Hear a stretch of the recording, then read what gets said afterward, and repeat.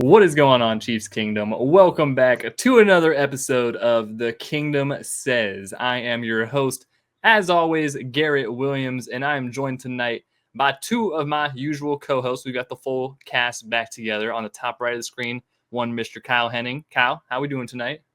We won. Still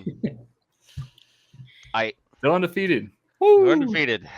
This is a victory Monday that did not feel like any of the other victory Mondays up until this point, really. And I'm ready to talk ball with you guys. The Monday night and Sunday night football games have been giant drug fests of what is happening in these games. Last night there was 8 turnovers in a row or whatever it was at one point. Tonight they tried the briefer version of that. So it's just been an interesting week of football. Let's put it that way. It's been an interesting week in general, really. Yeah, that's everything. True too. So yeah, and then of course joining us from parts unknown, Mr. Arrowhead Tom. Tom, how we doing tonight? Hey, you know what?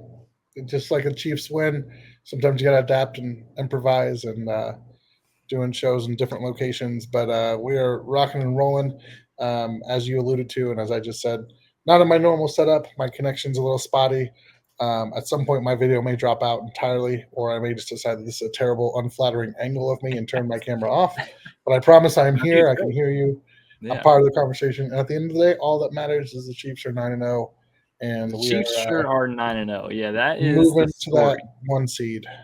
Yep. Have even more of a lead on that one seed. Yeah, it's a crazy time in Chiefs Kingdom right now. Once again, the Chiefs are still undefeated after going down to the wire versus the Denver Broncos in home at Arrowhead, ending the game, of course, off of a last-second blocked field goal from Leo Chenal, which we're gonna talk about that one ad nauseum and how awesome and great that is. But this really is, I mean, it's a victory Monday, like Kyle said, and happy Veterans Day, by the way. Got to get that out there first and foremost. Definitely. Repping the American shirt. Shout out to all the veterans. I know we have a bunch of them that we're friends with in the tons kingdom of family, and whatnot. tons of friends. Yeah. Thank you all for your service, for everything you guys have done and do for the country. Yeah. Appreciate you guys. Big shout out to everyone on this. Glad they could win on that day. Yeah, glad we can celebrate Victory Monday in a more positive note on Veterans Day. But yeah, despite it being a Chiefs win, despite the Chiefs still being undefeated, it definitely is a little bit more somber of a recap that we've got going, because it's just, I mean, to put it lightly, it's basically a loss episode, but with a W attached to it. You know, like there was a lot that ugly. Yeah, it was a pretty bad game. In our preview, we did not anticipate it being as close as we did, and once again, it always usually comes down to the fact. We talked about it. We both couldn't really find a way that this game should be all that close, and my direct quote was, "So this game will be 12-7 with one score and some nonsense to stop it from being something." And it was all of those things. Exactly. Yep. Yeah, just one of those real ugly AFC West rivalry matchups that. You know, it wasn't pretty. So we're going to talk about it. We've got a lot to break down in this game. You know, it's got to start with the offense, really. We'll just get right into it here. It's got to start with the offense and the lack of offense, we should really say, because the defense did fine. You know, final score 16-14. 14 points. Let's go by halves. We'll go by halves. Yeah. We'll go by halves. But overall, I mean, 14 points by the defense, that's enough to win. I mean, even if they score that field goal at the end, 17 points should be plenty enough to win a game for the Chiefs. So obviously, yeah, the offense, just kind of the story of the season, story of the past 2 years, is just the disconnect and the. I think disconnect's the right word. Disconnect's a good word for it. Yeah, it's and not the whole offense. Everything is disconnected from top to bottom, really. Yeah, I mean, it's not great. So. The main problem, I think, Kyle, we should acknowledge the fact, A, Patrick Mahomes is not playing great football at the moment. Not that game. Yeah, B, not that game. And he's had a couple down games this year that have contributed to that. So, A, that's a problem. B, the offensive line. C, receivers beating man coverage. D, run game. I mean, we can go on whatever facet you want. So, Kyle, just overall initial thought from the offense after Sunday's performance. Stop shooting yourselves in the foot. good Lord. Whether it's missed wide open throws, whether it's missed blocks from multiple phases of your offensive line and the protection packages, whether it's the receivers, as you mentioned, not getting open, giving up coverage sacks and coverage pressures, and the running game, they're all of a sudden they've been dominating in, and that's their one kind of bread and butter. They got very little push in the run game. 58 yards for Kareem or whatever on 20 something carries or whatever it was again. Yeah, good amount of carries. Yeah. Look, man, I know it's a division opponent. They are all, and we should have probably harped on that more in the preview episode, but division games, they know you, they know what you like to do, and specifically with this Broncos team, I'll give the new GM some credit. They're built for us. They're not built for anybody else, as evidenced by every time they play somebody that doesn't wear Chiefs colors. They're not built for anybody else but us.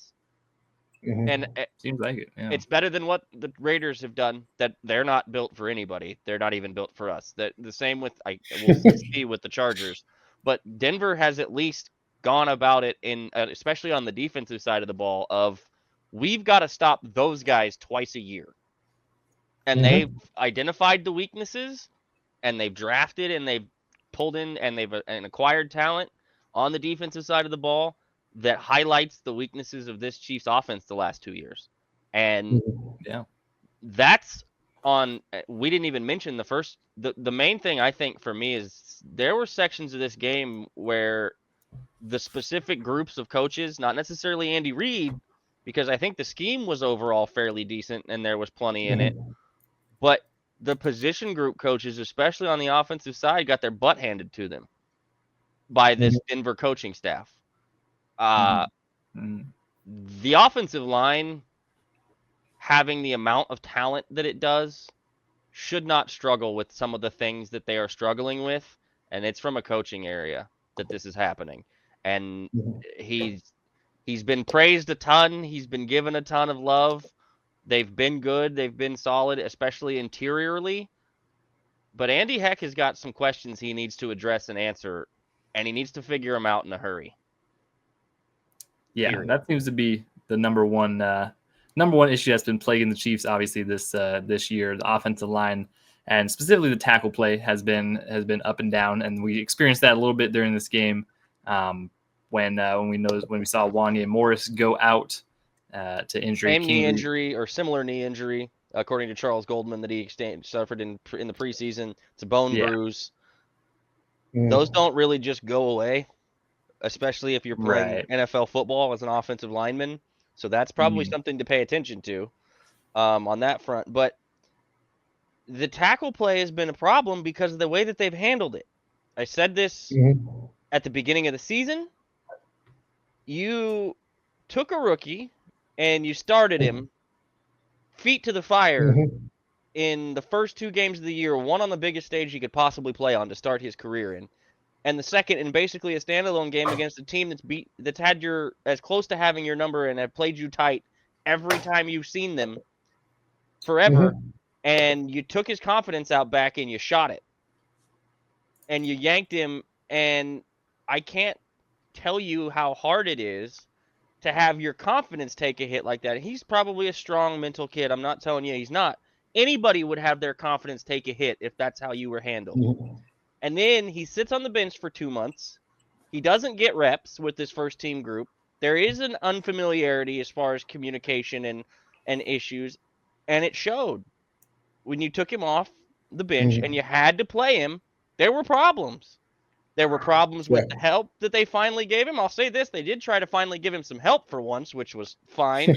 The problem is, one, at BYU, he didn't have help because he didn't need help because he was the guy, and there's not really a whole lot of people that BYU sees that are NFL caliber defensive linemen. Just a fact. Until they moved over to a power conference, they were playing a bunch of who's that for the most part. Maybe 1 or 2 games a year, they would see real NFL quality D-line play. But before that, when he was there, not really. Remember, they were in the Mountain West at that point, not the Big 12. So if you've never done it at all, and you have less confidence than you did coming in, and you're not real comfortable with the communication, you're not going to be good at much of those things. There are things, Tom mentioned this when we talked about it in some of our group chat. He looks like he's having issues he didn't have in college. Yes, because this is a different level. Speed is one thing. It's a lot faster. But also the communications and learning how to pass off players and learning how to get chip help and learning where you can set yourself up with that chip help and getting a feel for that is hard. So I'm not going to hang all of this on Kingsley. Did he have a really rough day? 100%. You will not hear me argue that one bit. But to sit here, and I've seen it all over the timeline from all kinds of people that I actually have a good amount of respect for and their football opinions. He's 21 years old, and he's played like 140 snaps total in the NFL. What were we expecting? And he's also, he just looks like he needs to develop. He was a second-round pick. They do need time into to the develop. second round. Yeah, it's not relate. Yeah, relate. They're going to need to develop, and I think that is the part that I think drives me the most nuts. How many tackles have we had since Eric Fisher and Mitchell Schwartz now? 6? Like 7? A new one every year. Well, I mean but I've played significant snaps. So you've got Wiley, who they had to use at tackle. Yeah. You've got Niang. You've got Orlando Brown Jr. You've got Juwan Taylor. You've got Wanye Morris. You've got Kingsley. And you've got Donovan Smith and Ethan Driscoll. Yeah. He hasn't played for us Ethan hasn't played yet in the regular season, but he's on the roster and he's part of the team. And the other guy, who was the swing tackle? There was Prince. We had Prince Tega. Winoga. Prince Tega, yeah. UDFA. Prince Tega, Winoga. So that's 9 tackles. I'm sure we're forgetting somebody in there too. I'm sure we are too. I'm trying. But where is the development from an offensive line coach that's supposed to be one of the best in the league, and they're not developing anything at all? Yeah. Juwan, I sent the clip that Nick Jacobs put out of the sacks that happened to our group chat, and I asked Randy and Tom to tell me what they noticed. Because I had a viewpoint and an opinion on both sides, both left and right tackle, and I was curious. And they highlighted all of the things that Juwan Taylor does. Now, that I think is more of a comfort thing for him, and it may not look pretty, and it may be awkward and weird from a technique perspective, but it's what works for him in a lot of these instances, because largely speaking, Juwan Taylor has been very good in pass blocking the entire time he's been there. He's struggled in a lot of areas, but pass blocking really hasn't been one of them. He might look a little unorthodox when he does it, but there has been no development. There has been no improvement. There has been no bar raising. The only tackle that I think you could say played better once he got moved to tackle and played for the Chiefs was Andrew Wiley. And I think that was mostly he'd never really played tackle before. He just needed the reps. So let me wait. Tom? How do you learn how to play tackle in this league? Yeah, you mean reps?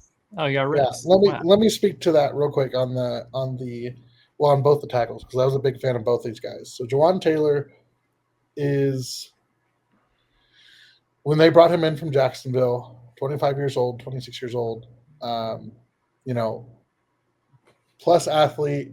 There were things even in Jacksonville. If you go back to his Jacksonville days, I vividly remember the playoff game before they switched over, watching him do the same thing where he's jumping out early out of his depth. And there's a part of me that goes, did they see that and think, oh, that's something we can clean up, that's something we can coach, and that's something that we could – because when they brought him in, I thought, if you guys remember right, that was when Orlando Brown Jr. was leaving, and there was a lot of speculation about him possibly being the new left tackle. And then they kind of got in the training camp and they got looking at things, and then they brought in Donovan Smith. And I wonder if part of that was there's things that you can coach and there's things you can clean up. And I just wonder if they got into that and they started to look at him and they go, oh, man, this is a harder fix than what we thought. This is how he's done it his whole life and his whole career, and it's a built-in thing to his play, so we can't really much like changing a quarterback's throwing motion halfway through his career and expecting that to have positive results.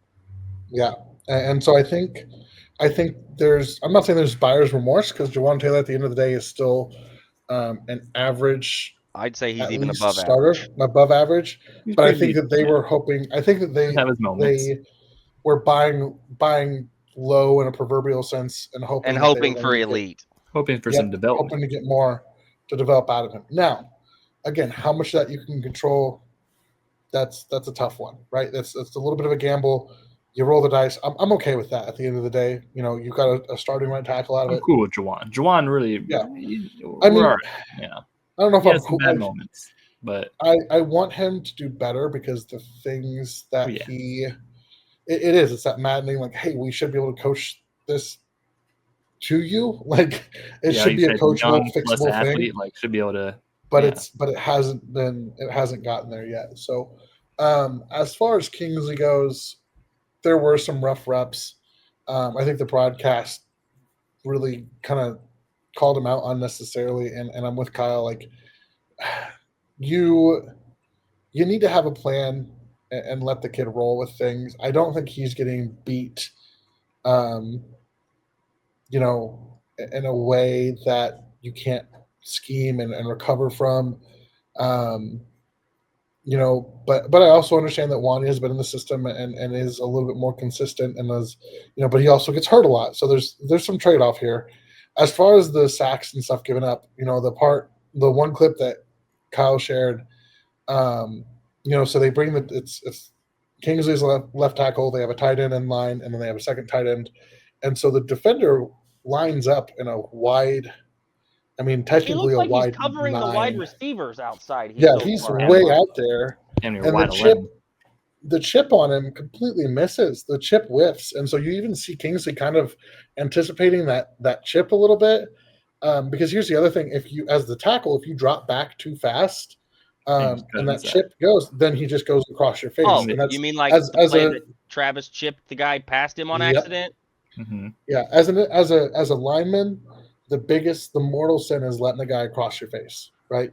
So I'd rather, because if in that play, we played it right because you made him go around, right? You got to take the longest way to the quarterback.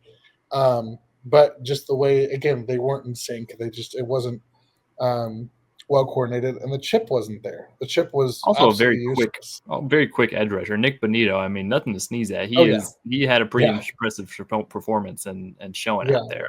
Really good get off. Yeah. And that's what it comes down to, is that the Denver Broncos defense always comes ready to play the Chiefs. And Pat has had his struggles against them at times.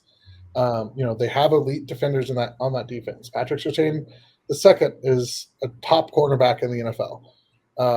Nick Bonito, I'm blanking on the other guys. Jonathan Cooper on the other side. Allen. Jonathan Cooper, Zach Allen. In the middle. They've got another guy in that linebacking group that can bring some heat. Which they did up the middle frequently. Yep, they brought, and that was my, and this could be a transition. Like, it comes down to up front on offense. The Chiefs just looked like they were behind all day. Kareem averaged 2.5 yards a carry. It wasn't that he was doing bad. It was just they weren't getting those like really big positive plays. Those 3 or 4 or 5 yard runs. There wasn't much.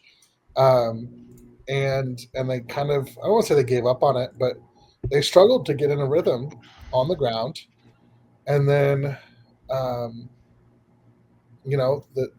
Denver Broncos defense came ready to play. So they pushed them for 4 quarters. I want to touch on 2 of the things you mentioned there.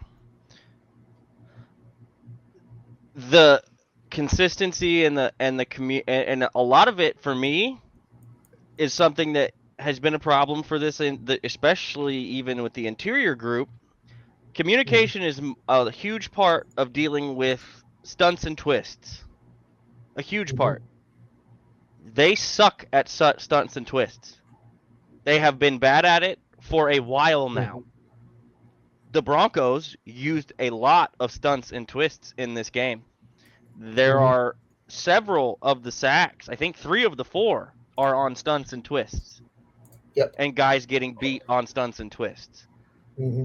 And when you have a guy that you are forced to play because your left tackle goes down, Wanya went down, Kingsley is forced in, and he has not played in 2 months almost now. Because remember, we're in November, guys, and they pulled him in week 2 of the Bengals game. Yeah. That's September.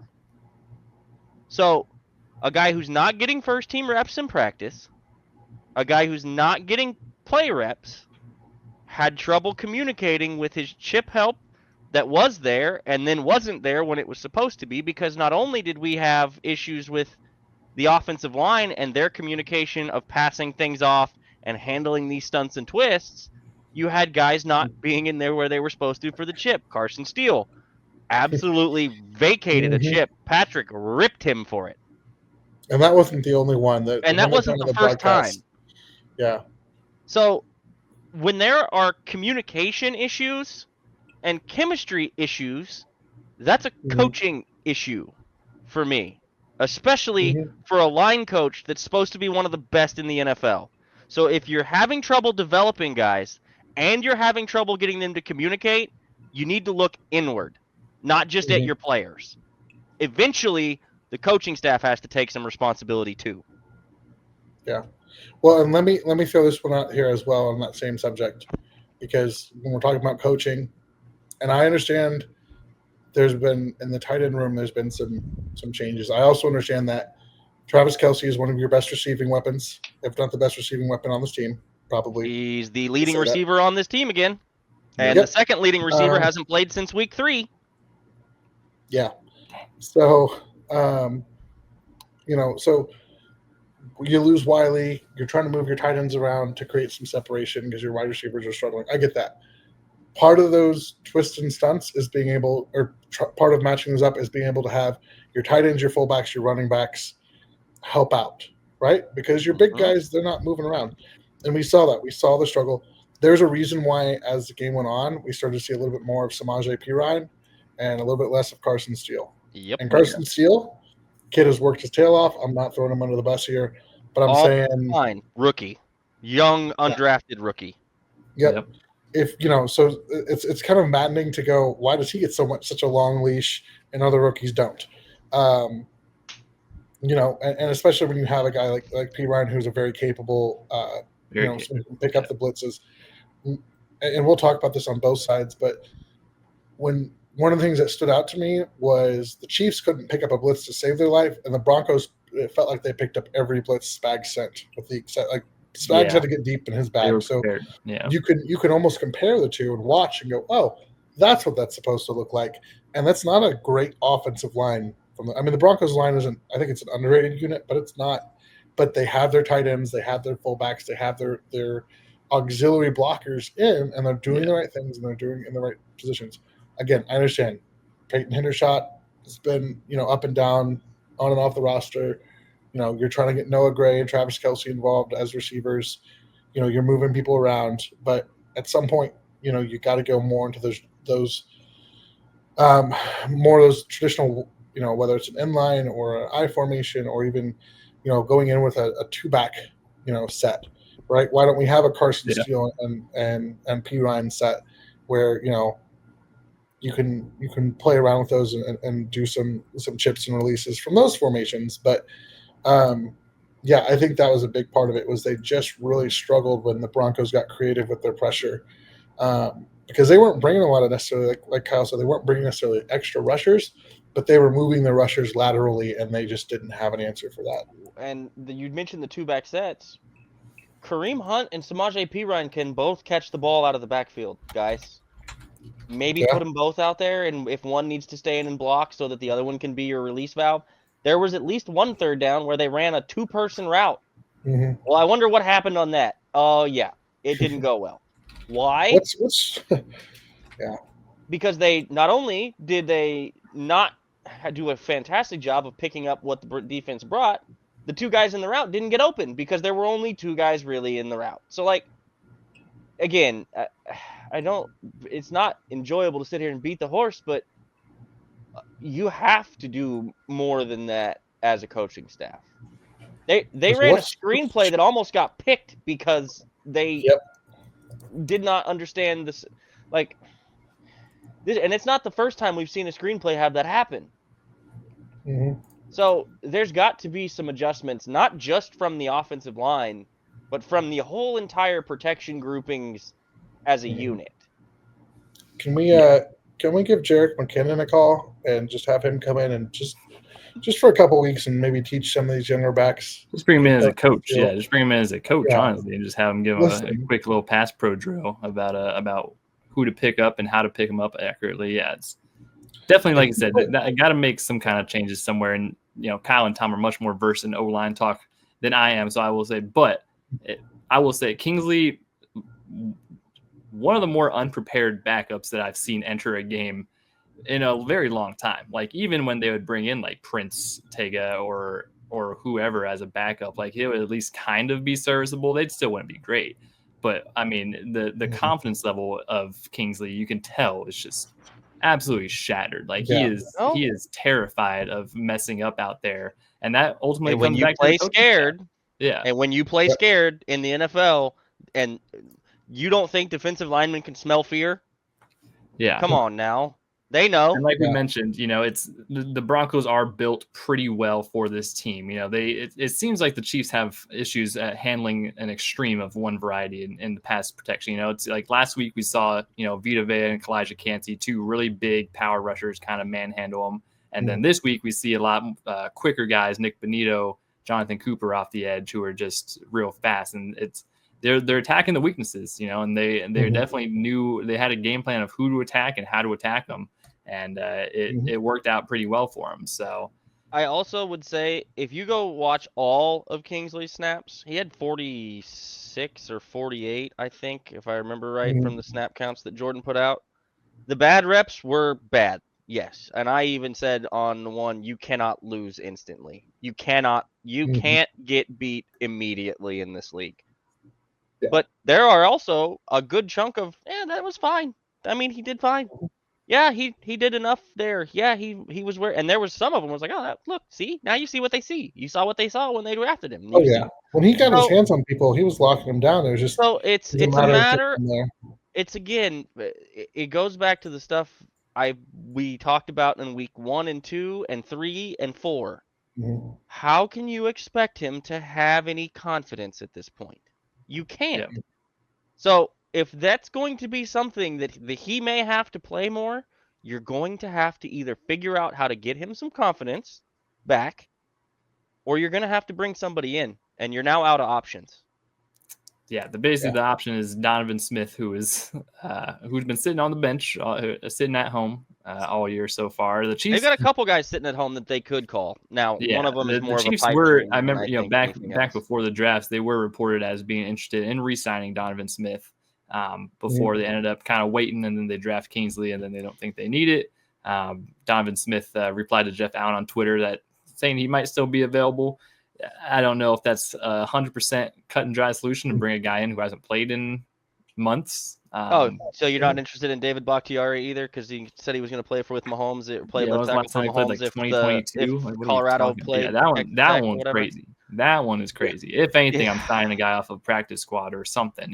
Something who at least has more live action recently. But that's still going to be something to look at, and we'll talk about it next, or in our next episode when we're previewing the Bills game, because it's probably going to go back to Wanye, and it's very telling when Wanye goes out with an injury and they actually basically force him back in just to cover up for Kingsley, because he wasn't doing that well. So and I don't even know if it was force him back in. I think he finally. Well, yeah, but they were very much typically in those situations they would be way more cautious instead of they're like, okay, Wanye, do a couple sets, man. Are you good? Please come back in. We really need you here. So that's gonna be something to look at, and hopefully some confidence can be grown in Kingsley's camp, but probably gonna be Wanye's job.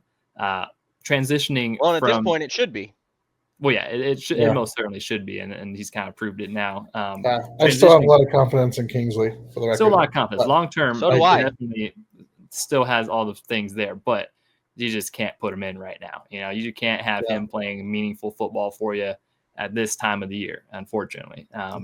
Transitioning from the pass protection side, kind of to the pass game itself, which is another big issue, I think, is where a lot of the confidence just in general of the whole offense is kind of lacking. Mahomes very clearly does not have a very much trust in his tackles or his offensive line really in general. And so that's affecting him. I think that's might be a little bit behind some of these throws that he's missing. He's missing some throws. Let's not be crazy. He is missing some throws. Xavier Worthy on that deep ball where he just sails him by 5 yards out of bounds. That's a bad throw. Chance. Yeah, that's a bad throw. Yeah, Don't even give the guy a chance when he's wide open like that. Like, that's just a bad throw. We can admit that. And I was early on. Somebody some of us can. Some people can. Some people can't. Some people can. Some people are. Yeah. Some people. The wind blew it to the knot. Like, come on, man. The wind. And I get that on the first wash through, but he could have easily put that inside and just throw it. Let Xavier. There wasn't a safety in the middle of the field. Xavier can track the ball. He almost tracked the ball and caught it anyways, and it was 5 yards overthrown over out of bounds. Like, he'll go find it if it's a little bit inside. It was a strange throw. Well, and it was a bad throw. The wind. Well, and you can also mention his throw itself was like he didn't really get planted well, even though he had a perfectly clean pocket. It just doesn't get planted well. Kind of contorts his body, and then it was a lazy throw, really. And the win conversation just killed me for this specific reason. He practices in it every day. They are at home. You play in that stadium 8 or 9 times. That's a thing at Arrowhead Stadium. The wind is a thing. He knows the wind. Yeah. That would be like at telling you that one of the best drivers of a golf ball in the world shanked one right by 100 yards because the wind took it. Are you crazy? Yeah. Mm-hmm. Are you kidding me? Like, come on now. It's okay that Patrick made a bad throw. He didn't just make one bad throw. No, he made a couple. There was the Kelsey throw in the end zone where he throws it like 5 yards over his head. He missed a wide open Worthy. He missed a wide open in the end zone at one point for a touchdown. He missed. Look, he had a bad game. He did. It's okay to say that. You know who else said that? Patrick. Yeah. And we'll say, he did have a bad game. We're just also trying to figure out reasons as to why he had a bad game. I do think offensive line lack of trust is definitely huge. That has got to be a big thing. Secondary maybe is the the new receivers and the different receiving core. The chemistry with D-Hop is still building, and we saw some good moments again with the two, but I still don't think they're 100% on the same page all the time. I think there was early on. I think there was a play where it was D-Hop and Kelsey running like kind of the same area, and they're both seemed to be wide open. And he kind of like threw in the middle of them almost.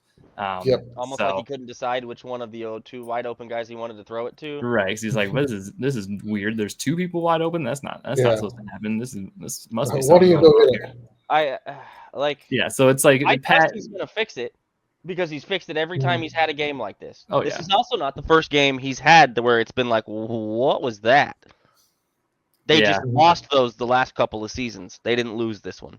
You're right. Yeah. So overall, like offense for me, and I think they will definitely take this game harsher in the film room they have, because this is one of those games where you ultimately could say the offense lost you the game. The offense has plenty times kind of failed to capitalize on some opportunities, and there have been worse turnover kind of moments that have lost or jeopardized games, I should say.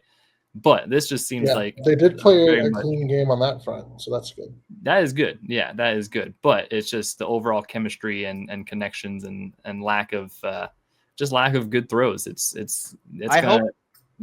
I hope the approach to this is like they lost. Yeah, I hope the approach to this is like the Raiders game was, because that was about as ugly as that Raiders game was from an offensive perspective. Yeah. Because remember, the Raiders game on Christmas, the defense did enough to win, and the offense sold them. Gave it away. I will say that he, and maybe that's part of this too, when we talk about the missing those throws or some of that. I wonder if he is trying to avoid those turnovers, right? And that's where you can you don't want to coach that gunslinger mentality out of him. Leave it. Yeah. Leave it alone. Live with it. Live and die with it. Yep. It almost seems less the coaching away the gunslinger and just coaching away or trying to get rid of like the potential injury risk. It's like that almost feel like he's almost just more protective of not injuring himself than wanting to scramble out of the pocket and kind of make those things happen. I mean, it's a whole combination of things that very clearly has changed in Mahomes' game this year. They looked But he'll get absolutely discombobulated, and he looked off from the beginning. Now, the other thing we haven't talked about at all on this, they played at noon. Yep. Yeah. Maybe they just didn't. Their alarm was not set correctly. You know. Well, and it was a short week after an overtime game. And it doesn't seem like a lot for us because we're sitting on the couch, but that extra quarter, that all that adds up, man. It really does. Especially for a team that's played the most football of any team in the NFL over the last 5 years. Yeah. By a comfortable margin, and they're not used to starting games that early. They don't play noon games on Sundays ever anymore. They don't play a traditional kickoff. That's not. And the other side of the ball had the same problem for the first half. It looked like the whole team was asleep the entire first half. Yeah, that's a good segue to the defense. Because I think we've pretty much covered the offense and their lack of success. Yeah, I don't want to talk about the offense anymore. I'm done. Yeah, we've not talked enough about the offense. We'll go over to a little bit happier times over on the defense. Because like Kyle said, first half versus second half, the defense was just not awake for that first half. Was making Bo Nix look pretty good out there. Just not covering guys. So much so that you've got Broncos fans hanging banners for the outplayed Mahomes. Hey, listen, we see from Broncos fans literally every year. Trevor Siemian has one good performance in a game, and they think he's good. Drew Lock, I mean, it's just another one of those things. I'm not worried about that. It's a fair comparison. Bo Nix and Patrick Mahomes are pretty much the same age, so same age, right. No, I will go back to again that first half, especially. The Broncos did an excellent job of predicting and picking up the blitzes. Sean Payton and his crew did a really good job of drawing up some of these little tunnel screens and bubble screens that I wish we would have seen some more of on the Chiefs side, with guys like Hardman and Worthy and those types to get them some space to move. It was a good game plan, and then there's just some chunks. I will also say this: I think I saw more missed tackles this Sunday than I had seen from the Chiefs' defense in a minute, especially from the defensive backs. That leads into my sleepy start conversation. That's the sleepy start conversation. That defense, generally, the first 3 or 4 drives of that. After the first drive, because the first drive they pretty much put an end to it, but they didn't tackle well for the entire first half. They were ripping off chunk plays on the ground. Yeah. Audric Estime, I think I've talked about him once or twice on this podcast, had probably one of the better rushing performances of any running back that has had against the Chiefs, and he had 53 yards. Might be the new king for this year. Yeah. I don't know. I think Henry might have had close. It's pretty close. Those two are right around the same amount of yardage. So yeah, just Derrick Henry and then a rookie. Yeah. Yeah. And so, they didn't tackle well. They were blowing assignments. Nick Bolton passed off the tight end in the end zone to no one. Again, I don't know what that was on the touchdown to the tight end. He was – so if you go back and watch that, he was actually moving I think it was Karlaftis. It was a weird decision. Right before the snap, he comes up to scoot Karlaftis in. And then he's 2 steps behind the whole play. Well, but the dude ran right into him, and then he just let him go. He literally just let him go. Yeah, there was another. To be fair, there was another crossing route coming around it. I think. I mean, that's fine, but the guy is then wide open in the end zone. No one near him, and so that happens. Trent McDuffie had his worst game as a Chief. Period. Yeah, Cortland Sutton got him a couple times. Yeah. That was the worst. That was the worst game Trent has. And the touchdown, he just got smoked off the line of scrimmage. Straight up smoked. Yeah. And that's a tough matchup for Trent. Yeah, but that hasn't happened. Even in the tough matchups, Trent hasn't gotten beat clean off the line, hardly ever. And Cortland beat him clean off the line, and then that. So the defense in the first half, after the first drive, was sleepy at best. Now, that said, and everything I just said about the first half defense, you can basically turn, erase, and flip on its head for the second half. Because what did the Broncos do in the second half? Nothing. 0 points. Yeah. Now, I also think their first 3, I think they only had 4 drives I saw in the second half. I think their first 3 combined for 8 yards total. Yeah. And then the last drive, too. Yeah. Which that would, however, had they made that field goal, we'd be talking about how the defense gave up a free walk down the field to a field goal to end the game. We'd be talking even more about how the kickoff. My God! We'd be talking about that even more. Just kick it out of bounds. Come on. Yeah. At least you saw a woman outside the kitchen and it was just completely bobbled. Jesus. Dave Tobe decided to get cute, and luckily he bailed himself out on the field goal. But the defense, for whatever it's worth, I'm sure Chris Jones probably had plenty to say in the locker room at halftime, if I were just guessing. Because remember, the coaching staffs don't really talk on this team at the halftime. They don't police that locker room. That's the leadership's job. Yeah. That's the leadership's job. That's Chris Jones's job. That's Patrick Mahomes' job. That's Travis Kelce's job. That's those guys. And both sides of the ball played a considerably better second half than they did first half. It's the only reason they won that game. Yeah, Spag definitely opened a new folder in the blitz binder. Yeah, he went down into that that page with like that's next to the appendix that just has the weird stuff on the back of it. He went into a couple of those. Yeah, exactly. He's in the Nazi Johnson at this point. The Nazi Johnson blitz off the corner where he and Trent, I think, blitzed off both corners at that point, and it was a matter of overload blitz with Justin Reed and Nick Bolton. It was a matter of who got to Bo Nix first on that play was what the difference was. Yeah, and Trent blew up that running back, and Bo Nix ran right into Nazi. It was beautiful. That was a good one. Yeah, that was a really good one. That running back was like, wait, what? He's not supposed to be able to do that to me. Yeah, that was a really good one. And then the Nick Bolton sack where he complete free rusher. Panic, Bo Nix is running for his life like a freaking wild dog is chasing after him. That was and also gets him out of field goal range with that one too. Yeah, it's just.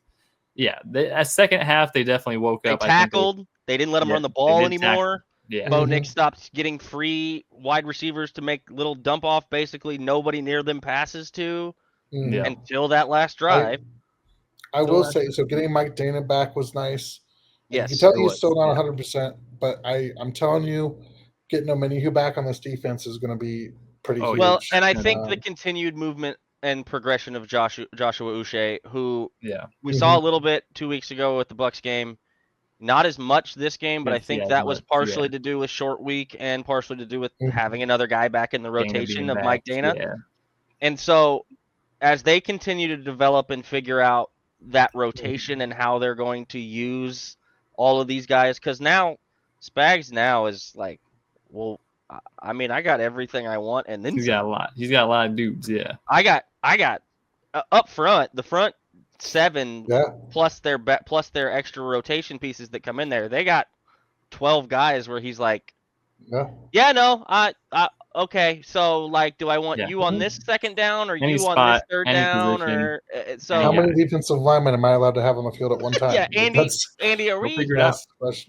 Can we run 7 and then just how does this work? Like, you don't have to cover anybody if the quarterback's dead. Yeah, exactly. So, like I said, both sides struggled mightily in the first half, and I feel like we didn't give much props to the offense for the improvement in the second half, just because it wasn't glaringly glowing. Because they scored 6 points in the second half, but and a lot of that was on missed opportunities from red zone opportunities. Guy who's going to be a Hall of Famer when he retires. So they did move the ball a lot better in the second half, though.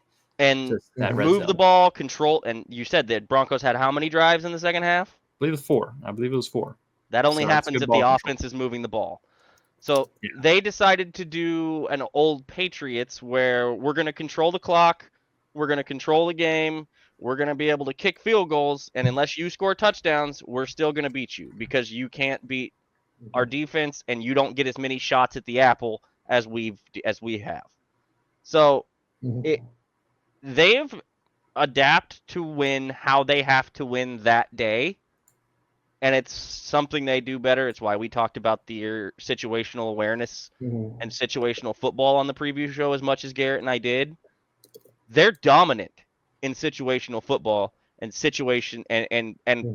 producing what they have to when they have to have it. One of the best I've seen ever at that. There's a reason that the 33rd football team account decided to put out a thread of games and how they could have lost today. Well, it's you know why? Situational football. That's why. That's why they don't lose those games. That's why they're better than your other team and the Broncos and whatever. And if you think this game wasn't the Broncos Super Bowl, go ask their beat reporter who said that was the most downtrodden, dejected, and beaten they'd been since Joe Flacco beat them in the playoffs in 2009 or 13. Yeah, it was 13. I think that was pretty. It's good old days. You know, this team, they're frustrating at times. Yeah, it's annoying at times. They did not play. They played a C- D+ game. Yeah, that might be generous.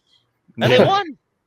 Yeah, and then they won because ultimately all that hubbub that we talked about didn't matter. Because why'd they win, Garrett? Because when it came down to it, field goal to win it, 35 yards. Broncos line up. Will Lutz, an extra great point, kicker. Kids. That's an extra point in today's day and age. Will Lutz, great kicker, very long, experienced NFL tenure, has a great leg on him. But it did not matter because one Mr. Leo Chenal just absolutely bulldozes through the left tackle and full extension. I mean, you can't make a guy spread out any farther than Leo Chenal did. I mean, so absolute full plant explosion and a blocked field goal to send the Broncos packing. Yeah. And why? Why was that the play? How does that play happen? Well, we're going to go through this whole field goal block because it wasn't just Leo. It was not just Leo. And I know Leo's a super humble dude. He gave everybody else and their mother credit for all of the matter of fact, he was talking about the Super Bowl extra point block and still giving Mike Dana credit for that one during the post-game interviews on this. There are the entire Broncos left side of the extra point block got obliterated. Obliterated. Yep. Not only did Leo block it, if Leo didn't block it, he was wearing George as a backpack. Yeah, George is definitely blocking it if Leo doesn't block it. Yeah. And I honestly don't know that if either of those two didn't get it, that Turk doesn't get it, because if you look at the other angle, Leo is going, well, I guess it would technically be this way if you guys are looking at me on the screen. Leo's going this way. George is going in the exact same angle right behind him, a little farther out and a little farther up, and then coming the other way behind that, actually it needs to be like this, is Turk Wharton coming across the other direction of that, going behind those two to try to get a piece of it too. That doesn't even account for what happens with the rest of the line, because I'm sure you guys have saw it, but there's conversations to be had about what Derek Nottie did on that play and what Justin Reed did on that play. His job, mostly. And you know what the wild thing is they only rushed 9. Nick Bolton and Hicks both dropped back in case it turned into a Nick Bolton. I was like, what are you doing? King of doing that on those those field goals. I was like, what are you even? I was like, bro, come on, now's not the time to be doing jumping jacks. But that's actually again, we criticize Tobe. We'll give him credit. He leaves Bolton and Hicks to play the flats essentially in case that play breaks down and they pull it to throw it somewhere, you don't have a broken play. So but that also makes your job harder because now you're rushing 9. Now again, you have a holder and a kicker, so it's 9 on 9. And you're overloading one side. You can only overload one side on a field goal block. If I'm well, you can only have and some of our friends online that are trying to claim that was an illegal formation need to learn how to read a rule book. First of all, they have to be on the line for it to count as too many people on one side of the field or the other. Second of all, the number is 5 on each side. Yep. That you can have on the line of scrimmage. If you're only rushing 9, that adds up. So there's that. Now, the play itself was a really good play, and it's something. But it happened because they studied the hell out of that special teams unit. Yeah, so that quote unquote left tackle, which is the left tackle on that play essentially, was center Alex Forsyth, who per some Broncos reporters, he's been on his butt on field goal 8 of the last 11 field goal pretty frequently. Yeah, and extra the past points 3 from weeks them. that has happened to him, where he has ended up in an unfavorable upside down turtle position, as we've called it. Past 3 weeks, and then in this game specifically, and Dan Orlovsky broke it down on ESPN. There's 4 field goals on the game. The first one, the Chiefs didn't test that right side. The next 2 they did, and Leo Chenal gets movement on old Alex Forsyth both times. Both times he sends him to the ground and just narrowly misses that field goal or that block. So that final field goal, and Leo called his shot too, according to, I believe, Mike Pennell, who had said that. Leo came out and said, "Yeah, I'm going to block this thing." And it wasn't just like a crazy confidence thing. Like he actually, the previous 2 attempts got very close to it, knew exactly what he needed to do, and he executed it. Yeah, and the perfect timing of it. I mean, he gets off the ball as soon as it snaps. The center Alex Forsyth doesn't even lift his head up in time to see Leo just steamroll.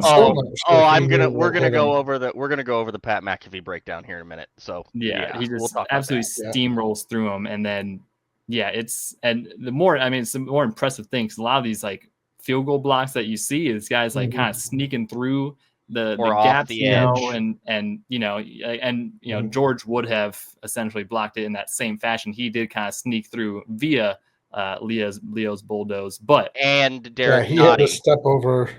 Step over the corpse. And so the reason that George got through for free behind Leo, on top of Leo turning that dude into a surrender turtle, is that the ball is snapped and Derek Nottie goes straight to the ground and takes whoever is right next to Forsyth with him immediately. Yeah, the good old submarine. Drops to the ground, submarine pull down, and the dude is gone. Yeah. And the third reason that left side was that naked, does anybody remember what Justin Reed did last year to Will Lutz? He blocked a kick off the edge. Blocked a kick. He beat the left end so badly that he was naked and free and almost took it off of Will Lutz's foot last year. Yeah, and Andy Reid came out and said, like, Justin Reed, maybe the fastest get-off guy in the league in that position. Yeah. So George talked about, or Leo talked about, sorry, not George. Leo talked about, I feel like, I'm over there with Tobe watching on the film, and he's like, hey, 6-frame get-off. That's really good. Justin Reed, 2-frame get-off. And Leo's like, God, why? Justin Reed is one of the best in the league at causing problems. So I saw Caleb from Arrowhead Pride. I think it's so. Pride. I think so. Was asking about why that protector chose to go with the edge and try to block Justin Reed instead of going and trying to help Forsyth. It's because Justin Reed blocked a kick like that last year, and they know it. And Justin Reed is being assaulted on the edge of that play. His head and whole upper body is turned back away from where his legs are going, which is towards where the kick is, because the guy has him like this around his neck and face, because Justin Reed beat him off the snap again. That whole left side of the Broncos line got mauled because the Chiefs special teams unit did their homework. Also in there was Cole Christensen. Yeah, Cole. I was say Cole needs some love. He was popping through. I believe that was Jack Cochran, guys. I don't know. I believe that was Jack Cochran. 43. 43. Oh man, which white backup linebacker? It was indeed Jack Cochran. I know specifically because there was a shot of the sideline in which Cole Christensen. Okay, I thought it was Christensen because 40. It was 43, not 48. It's understandable. There's so many white linebackers.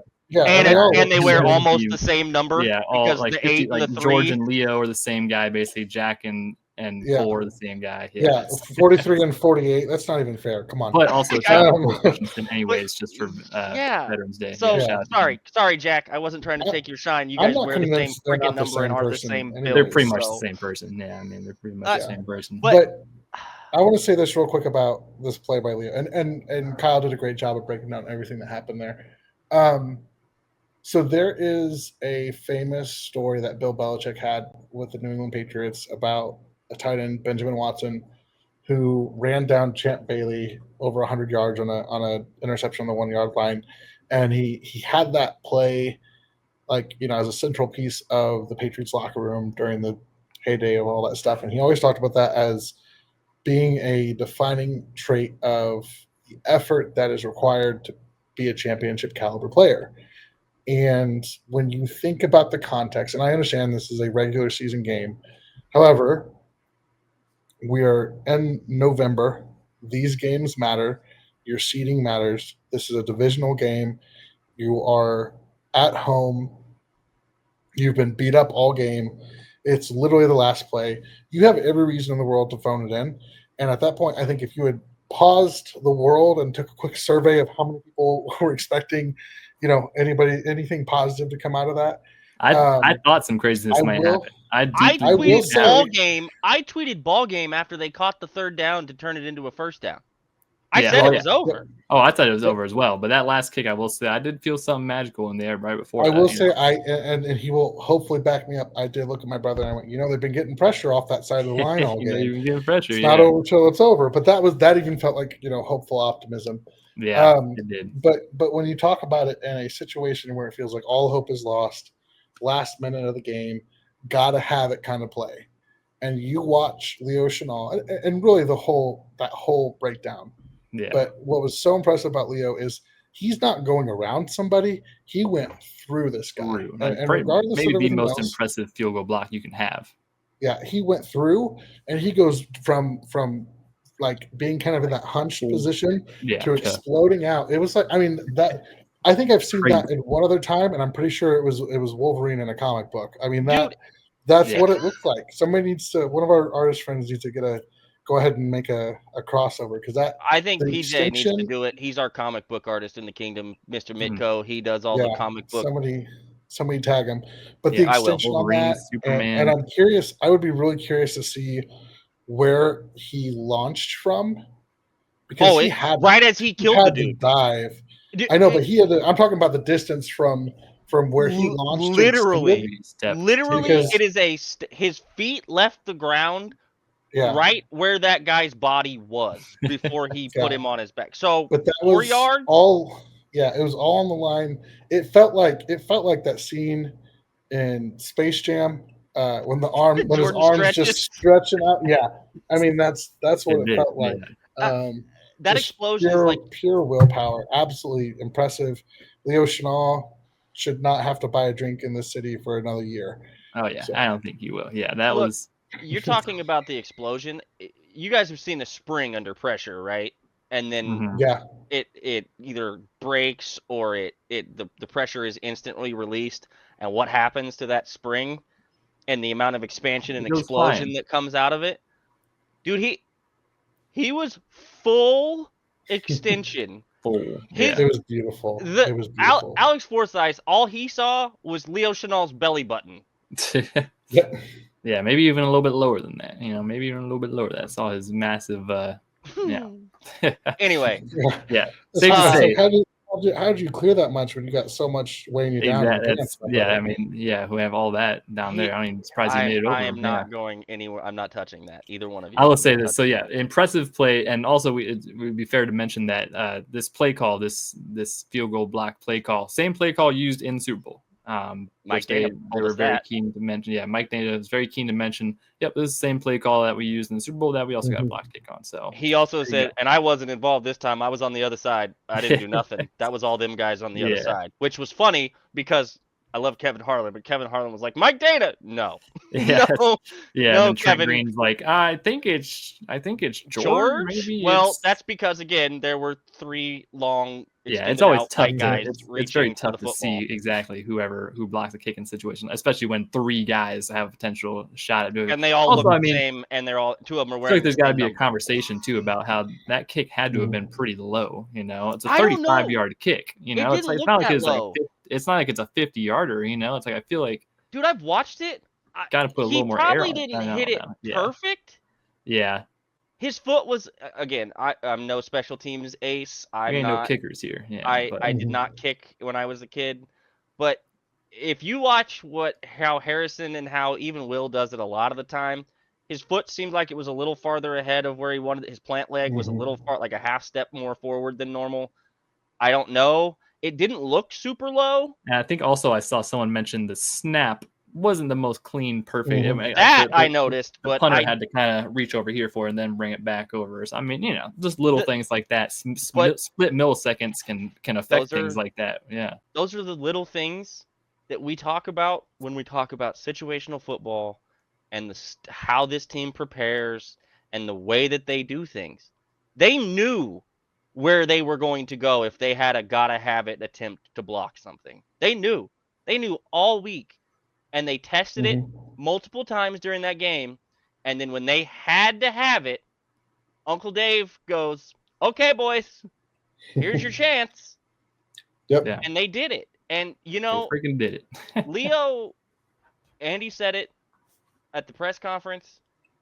Every single game for like 2 years now makes a gotta have it play at some point during a game. Yeah. Every time. Every single time. Yeah. And he doesn't get enough credit, not by us, not by the rest of the people that cover this team. We're going to give him credit this time. So we're giving him all the credit. The episode's going to be titled "Leo Chenal Saves the Day." Like I tweeted it out. Listen, we've complimented his genitals. We've really given him as much credit as we can. I got to give my dad credit because the first thing he sent me after he watched that block was 9.99 RAS my ass. Yeah, I saw you tweet out to Math Bomb. Hey, how do we get that raised up to a 10? Come on. After get a bump. Watching that. Come on, need to go into the algorithm, figure that out. Have you guys looked at what Alex Forsyth is? He's a 6'6", 313-pound human. I didn't see Didn't he play at Oregon? Pretty sure. Leo blew him up like he was not there. Alex Forsyth did play at Oregon. Shout out Tom. So blew him up like he was not there. And and in the same motion turns into, as Garrett pointed out, Superman, Wolverine, Elastic Man, whatever superhero you want to throw on there. Apparently his nickname in the locker room is John Cena, so that's also a pretty fitting, really one. Well, Patrick dropped that bomb on us. Yeah, they call him John Cena, which it makes sense. He has that jawline. He does have that jawline. Yeah. The freak strength, because if you know anything, if you guys aren't wrestling fans, John Cena is one of the strongest humans anywhere. Yeah, he's a little ridiculous. Let's put it this way. Big Show has a list of 3 guys he will let pick him up, and John Cena is one of them. That's a lot of dudes. So safe to say Leo Chenal is in some good company right there. And they can't see him, which helps block field goals, turns out. Exactly. Yeah, exactly. So all that to end off a very eventful Chiefs Sunday. We're 9-0. Oh my god. 9-0. 9-0. Scoreboard, all that's mattered. Scoreboard, exactly. Well, and how big was the scoreboard? Because if they lose that game, they're now 8-1. Denver is 6-4 with the tiebreaker. 2 games back, with the tiebreaker. Right. Now they're 5-5, no tiebreaker, and the Chiefs are 9-0.